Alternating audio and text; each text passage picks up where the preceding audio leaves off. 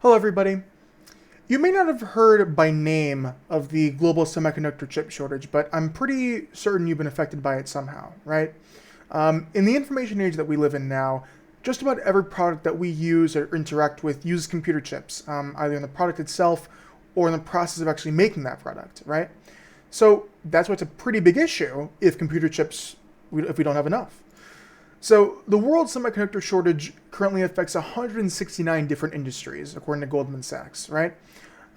Maybe you've heard of cars sitting on factory lots waiting for the rest of their parts to come in. Maybe even looking for a PlayStation or an Xbox to purchase, and they're all out of stock. You just can't get your hands on one. Those and a host of other problems are only symptoms of the main problem, which is the silicon shortage that we have at the moment, right? So, here's the bottom line, right? The global semiconductor shortage has had and will continue to have some pretty profound impacts on our daily lives until stock reaches normal pre-COVID levels.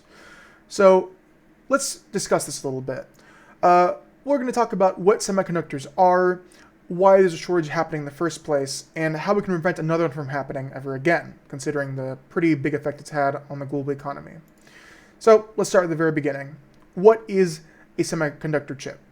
So here's a little bit of info that I've collected from Samsung, which is a huge player in the field, and ALMC, which is a manufacturer of machinery used to create semiconductor chips. So a chip is the building block of computers, right? You cannot make a computer without using chips in its manufacturing. The chip is going to be that binary input, right? Ones and zeros that computers use and turn into commands. Those transistors that chips are made of flip between 1 and 0, and once you put billions and billions and billions of those together, you get a computer chip. So you use those computer chips, you use multiple different types of them, and you combine them all together, and you get a computer. Not just a computer like a personal computer, you get things like smartphones, the navigation systems for cars, the machinery we use to manufacture other devices as well. It's pretty big, pretty important, right? So if it's so important, why do we have a chip shortage at all? There's a lot of really good reasons for this, right? So first and foremost is that in recent years, devices that traditionally have been mechanical in nature, like cars, appliances, that sort of thing, they've been shifting to having more and more electronic components inside of them, right? So this means a general uptick in demand for computer chips from all sectors, not just personal computers or anything of that nature. So here's the thing about ordering chips. It is not like Amazon at all. When you put an order in for a chip from a foundry, which is a factory that makes computer chips, it's months and months until they get you the product you need, and more months after that for it to even be shipped to you and be ready to use in your products. So what does this mean? It takes a long time to ramp up production, so if there's any kind of stopping and starting, or any kind of quick pivots in production, you're really, really lowering the efficiency of the foundry and the potential numbers of chips you can produce, right? So if this type of thing happens, like what happened recently in 2020, it's going to cause a lot of rippling effects across multiple supply chains and multiple industries and multiple sectors. So let's take the automotive industry, for example, right? When the COVID-19 pandemic started, obviously people stopped buying cars as much. So automakers saw this and said, well, let's slash our chip orders because we're not going to make crazy many cars. In theory, that's good, right? You don't want to have too much inventory on hand.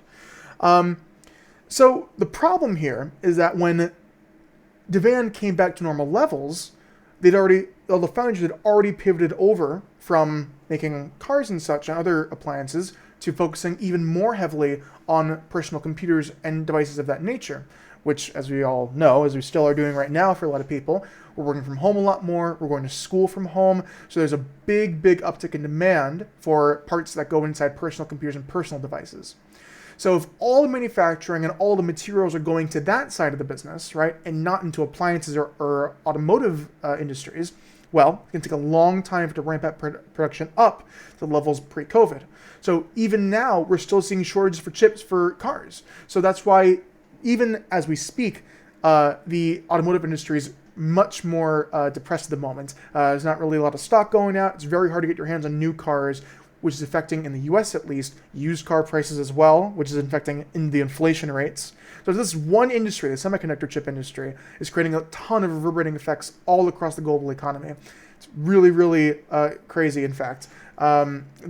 It's just one industry causing all these effects. So we know now why there's a shortage. What can we do to keep this from happening ever again? How to prevent another chip shortage from happening? There are a few key ways of doing this. A lot of great ideas from Forbes that I've put over here. So one step is going to be untangling that supply chain. So hopefully in the future, as our manufacturing processes get better and better, we're able to maybe speed up production, increase the yield rate of production, or increase shipping time from the manufacturer to the customer. That would hopefully let you get a stockpile of chips, let people be able to change their plans more quickly, which could help eliminate a crisis like this from happening again. Another big factor is visibility across that whole supply chain. So let's take a company like Apple, for example, which has a lot of experience regarding semiconductor chips and ordering them, right? They saw the writing on the wall when COVID-19 started getting bad. They realized, hey, this is going to be a big problem, this pandemic. So they ordered way more chips than they needed. They stockpiled them, right, and got all of that stock in. So when 2020 came around and they need to release their new phones, they still had enough chips to do so. They weren't really affected by the shortages nearly as much as companies like automotive makers, because they weren't as experienced in dealing with these matters. They had much more of a negative impact from those chip shortages because they didn't plan ahead of time, and they didn't have any chips when they needed them. So they have to wait and have all these cars just waiting for new parts, and they're losing out on billions and billions of dollars of revenue this year because of that effect. One more thing that's pretty important is the location of all these foundries and where we're actually sourcing these chips from. Currently, according to Time Magazine, the vast majority of chips are being produced in 3 countries: China, Korea, and Taiwan. So they're all in one part of the globe, right? So local conditions like the pandemic, for example, natural disasters, any kind of conditions in the politics of that area at the moment, they can affect the global supply of chips for everybody else. So it's really important that we as a country and we as a world diversify where we're getting our chips from, right? So if we can build foundries in the US, for example, which the US government has actually pledged about $50 billion towards creating new foundries for chips, in the event of another crisis like this happening again, we're diversifying where we're getting our chips from, so we're not going to run into these issues ever again. So that's definitely another big part of how we can prevent the type of crisis from happening ever again. So in conclusion, it's pretty obvious now why people call chips the new oil, right? They power our daily lives, they power economies, they power governments, they power the cars we drive, the phones we use, the computers we do our work on, and a huge swath of products that have been improved by introducing electronic components in them in the past 10, 20 years. It really isn't any kind of exaggeration to say that semiconductor chips and semiconductors in general are one of the greatest inventions in humanity's history, and absolutely the one most important for the 21st century lifestyle that we have at the moment. And it's because of that we need to make the changes make the kind of changes that we need to make in our supply chain and in the way that we manufacture our products to make sure this type of crisis, this type of global lockup never happens ever again. Thank you so very much. I hope you have a great rest of your day, and I hope you learned something new today. Thank you.